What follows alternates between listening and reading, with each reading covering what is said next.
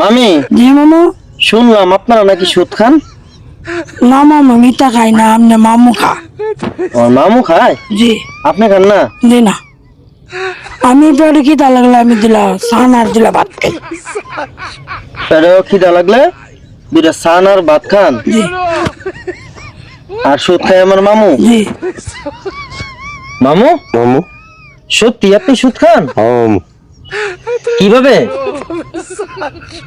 মুড়ি দিয়া খাই। রুটি দিয়া? হ্যাঁ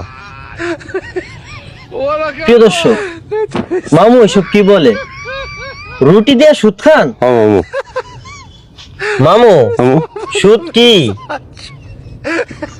ওই বাজি আর ডাল।